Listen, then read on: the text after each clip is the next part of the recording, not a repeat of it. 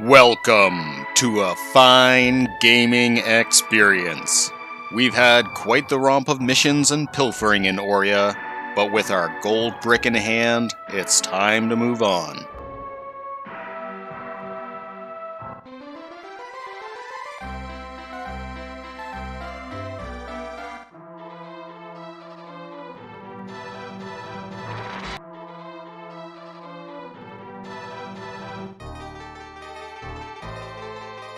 Bleak isn't the first thing we'll see at the end of this cave, but it is going to be our goal. See those switches at the top? We're going to be doing a bit of a side trip at the end to press them.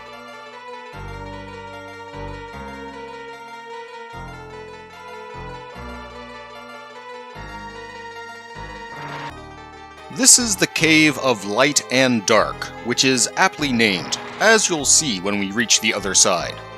There's a, pardon the pun, treasure trove of chests in this dungeon, but they're mostly behind locked doors we can't open.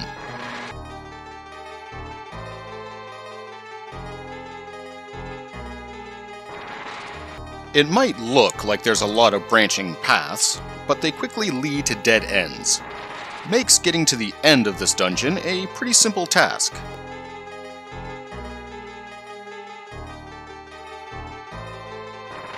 It's been a while since a dungeon had such a high encounter rate like this one.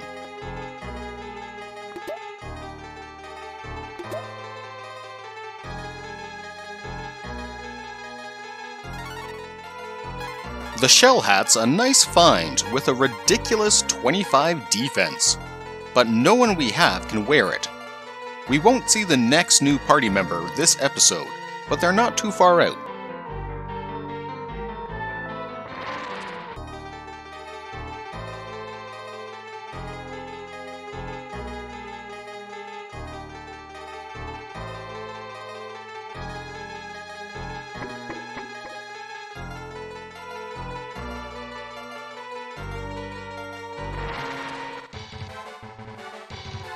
These are bullies, and I'm just going to kill them off. You might say, weren't you going to defend a turn and show off new enemies? I said, if it won't kill me.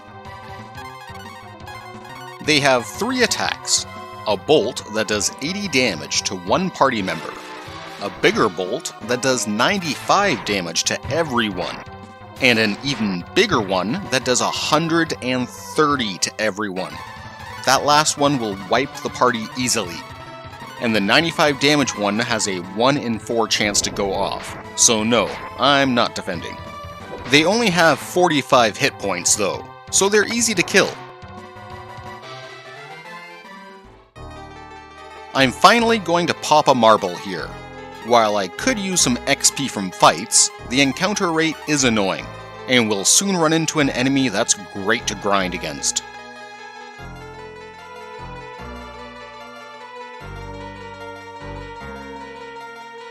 The exit's there, but need to hit that switch for the shortcut.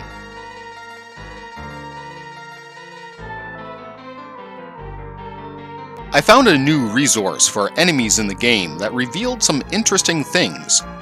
By having a magic duel with the wizard, I completely negated his gimmick by accident.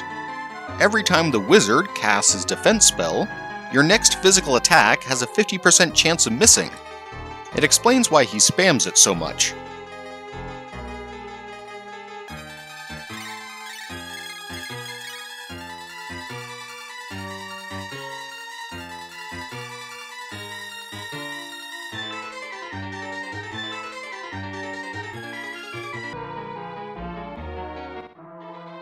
This region is the opposite of around Oria and will always be shrouded in darkness.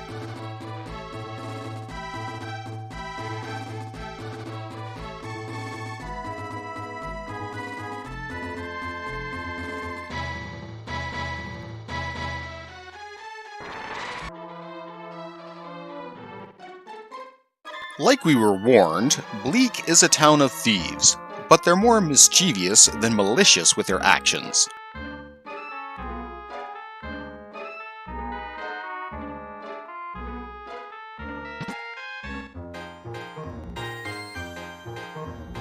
The inn is free, That's kind of suspicious.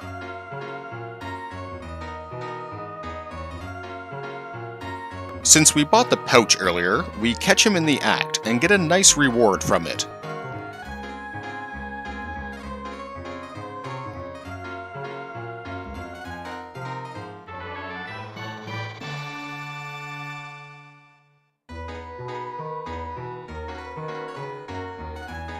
We never actually got to have our rest though. The inn is free from now on, which is pretty nice.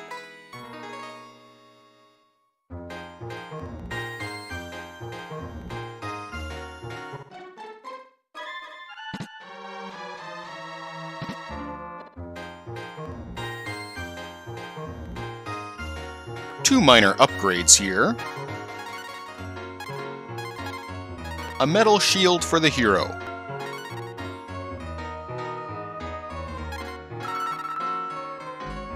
And a woolen robe for Nina.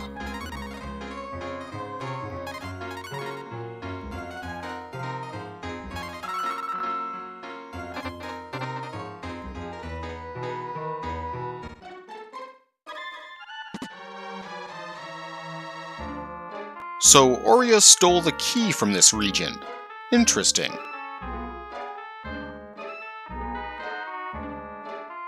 I love the scam she runs.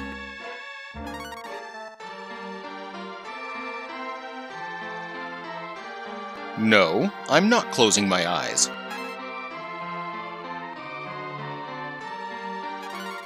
She gets so mad when you say no.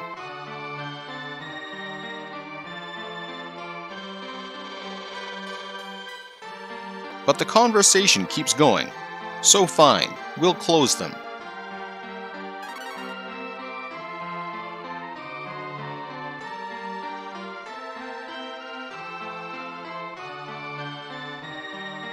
Okay, just a few more.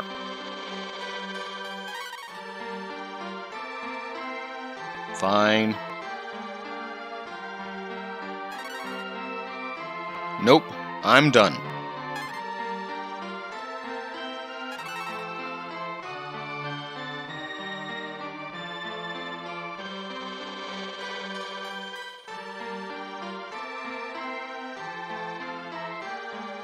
She trained the parrot to repeat her lines. Nice.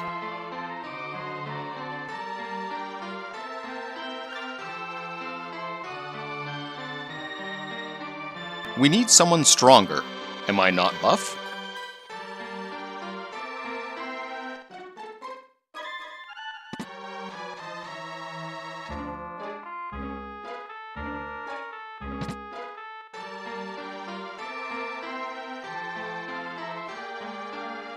This guy may seem like a scam, but I assure you, he is a magician.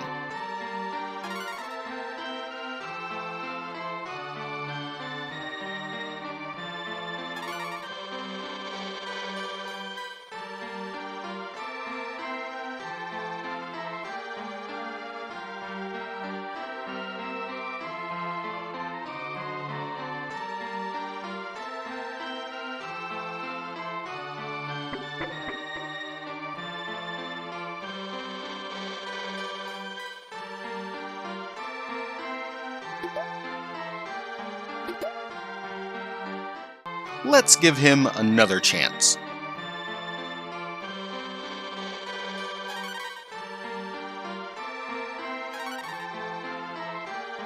Nope.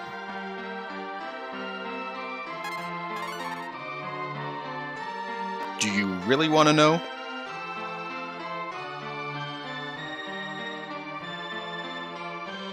I said no. No, I do not, sir. Fine, let's look. A hidden Chun-Li cameo. Capcom really loves sliding in these references. It's not the last time we'll see her either.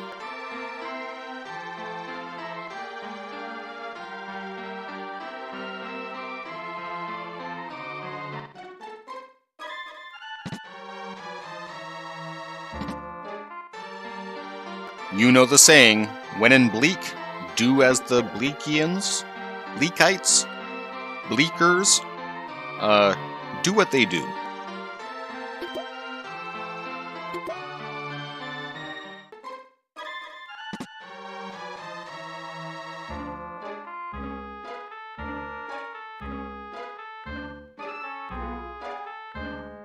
We've heard plenty about the light key, but that's the first mention of a dark key.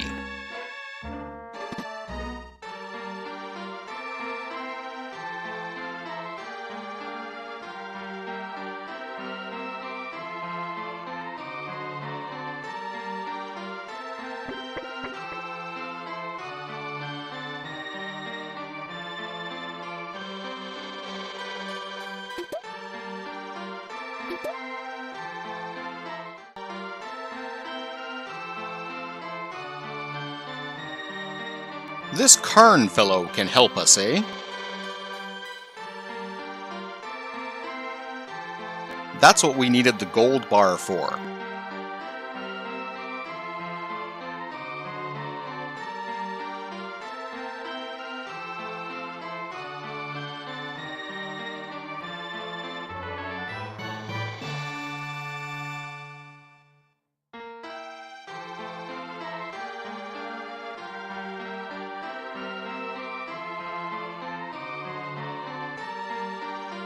The icicle is constantly giving off cold air, so now we have a portable air conditioner to help us through the upcoming desert.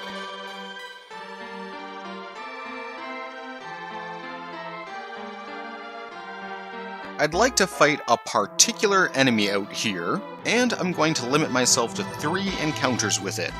It is quite rare, and there's going to be a lot of fights, so here's the highlights.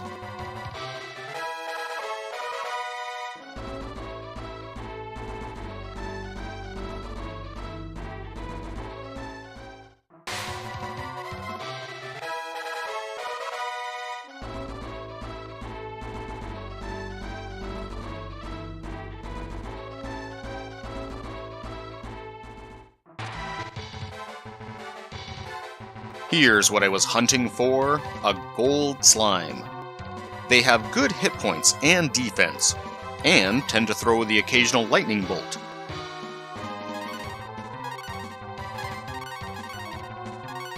I'm just going to beat this one up quick.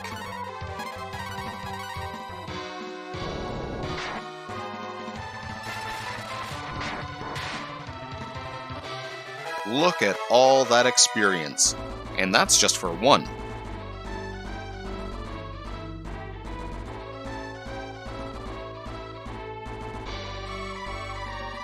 Zom 1 does 80 holy damage, but only to undead targets.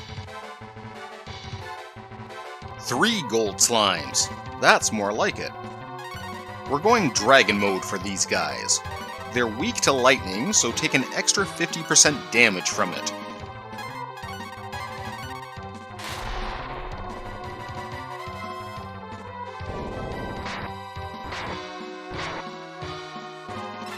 Elemental weaknesses are something you're going to have to start paying attention to now.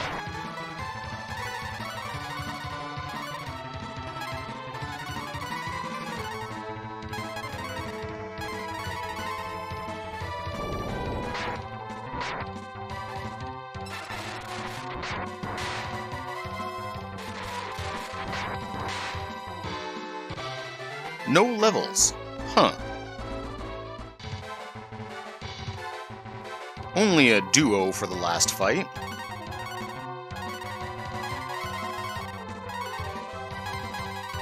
Bow spells come in really handy here. It's too bad he never learns any more.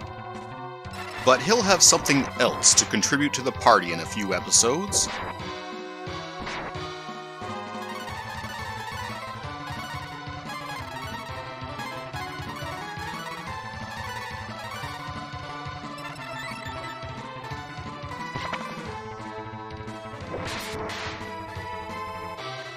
Those were my 3 encounters. Time to heal up and move on.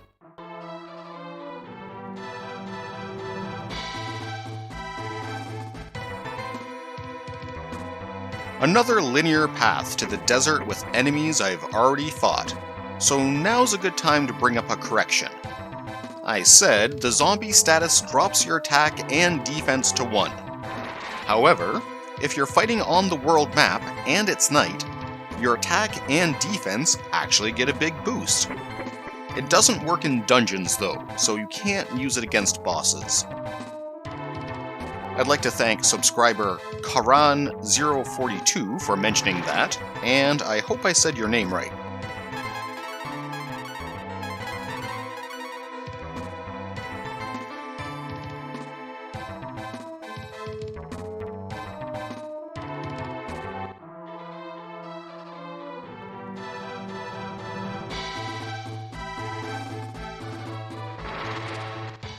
The desert has 4 new enemies, and the cacti are half of them.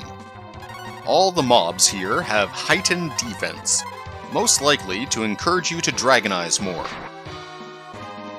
The green cacti are pretty generic with no abilities. The tan one can buff its defense or do a 35 damage fire spell. Not a scary fight.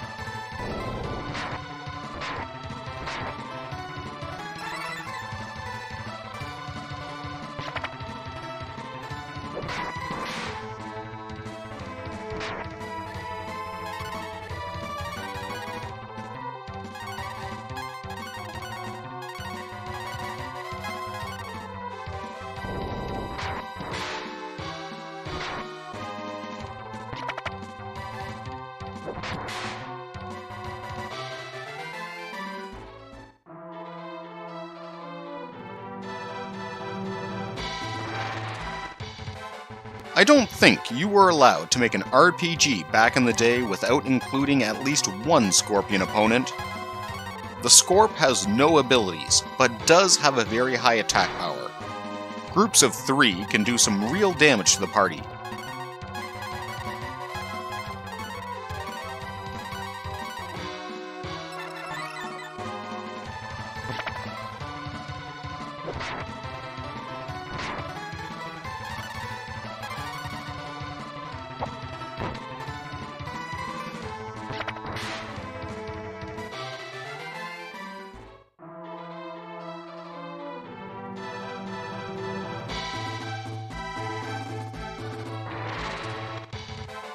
And our last new enemy, the Sand Clawed, or Sandman in Japan.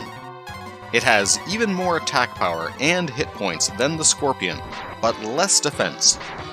Another one with no abilities. The desert opponents are dangerous, but a tad bland.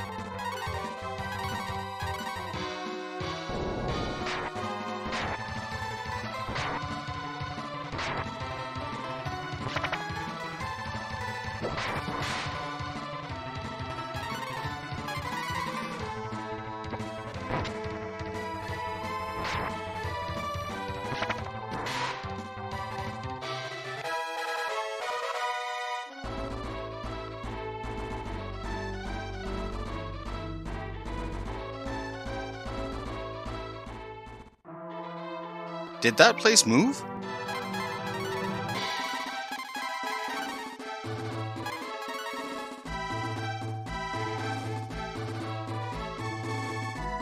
Yes, it did. Can we check out this area? Nope. The sand pushes us back. This is a rod, but they really should have stuck with the original name of Dune. We can't do much here, so let's go talk to the chief.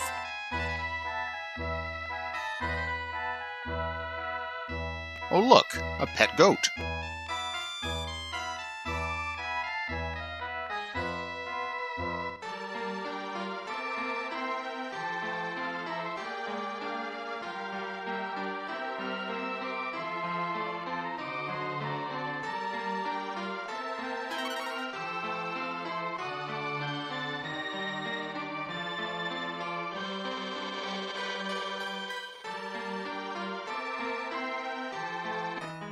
A free heal and an easy quest.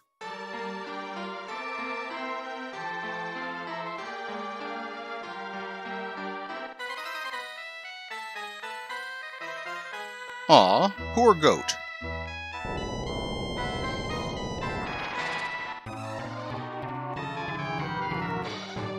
The sandworm makes a nice entrance, but that's about it.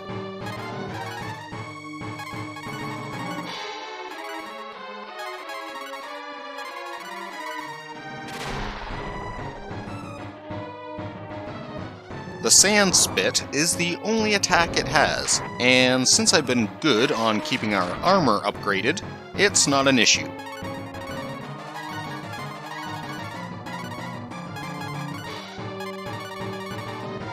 The first health bar has 1,200 hit points and 400 on the second. Compare this fight to the gremlin, who had 1,200 hit points in total.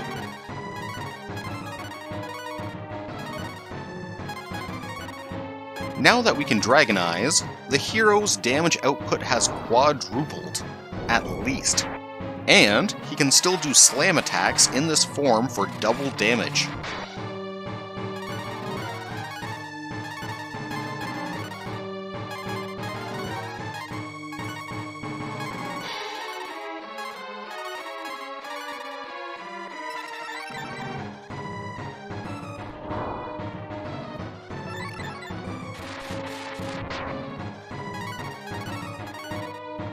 This boss is such a low threat I can keep Nina on the offensive, and every bit helps speed things along.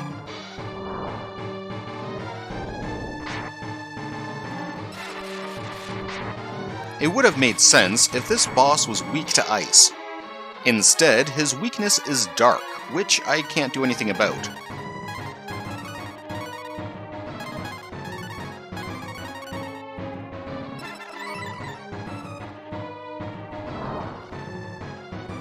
While the sand spit isn't very scary, it does have a special trait that it can't be dodged or countered, though many bosses and even some enemies like the warhog have the same thing.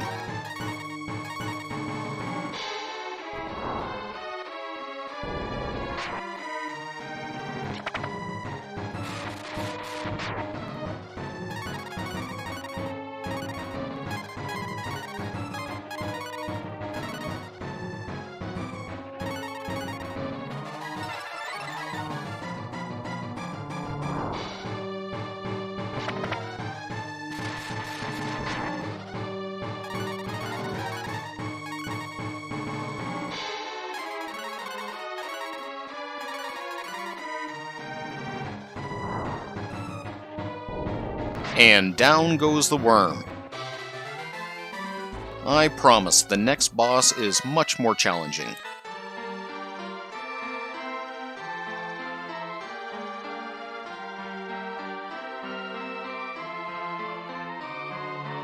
The chief lives up to his word, and we're given the fife, so now we can go past those swirling sands outside of Crypt.